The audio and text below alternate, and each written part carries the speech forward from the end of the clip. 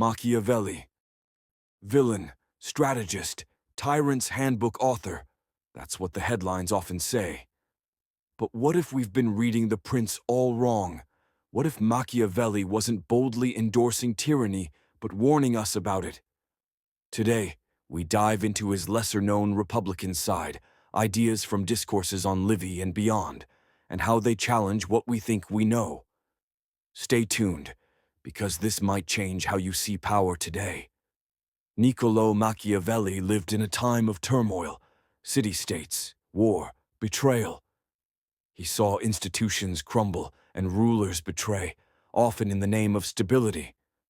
Most people know The Prince, the part about fear over love, appearances, ruthlessness. But Machiavelli also wrote Discourses on Livy, where he explored Republican ideals, checks and balances, civic virtue, public participation. Recent scholarship argues that Machiavelli was deeply committed to the idea of shared power and preserving the republic. 1. Myth versus reality. The tyrant Machiavelli. Yes, The Prince has many passages that seem to glorify authoritarian power. But many of those are often taken out of context. Why? Because people want simple catchphrases. Fear greater than love. Ends justify means. Break promises. It's more dramatic. But Machiavelli himself had deeper concerns, not just about gaining power, but how power is preserved without collapse. He warns, rulers who rely only on cruelty or break trust recklessly will ultimately lose legitimacy. Appearances matter, public support matters, history matters. 2. Republicanism and virtue. In Discourses on Livy visuals.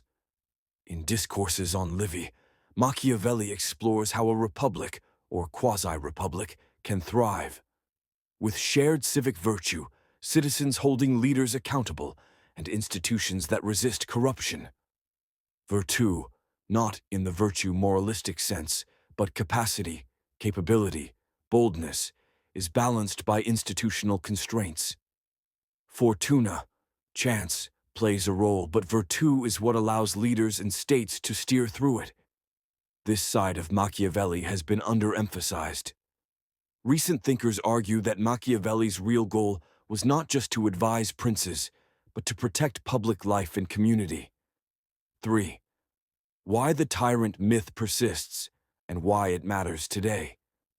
So if Machiavelli wasn't solely a guide for tyrants, why do so many treat him that way? Because fear sells. Because the sound bites are more memorable. Because power in modern politics often invokes his worst interpretations. And this matters. In an age of authoritarian drift, disinformation, weak institutions. When we misread Machiavelli, we give oversimplified tools to those who'd seize power without accountability.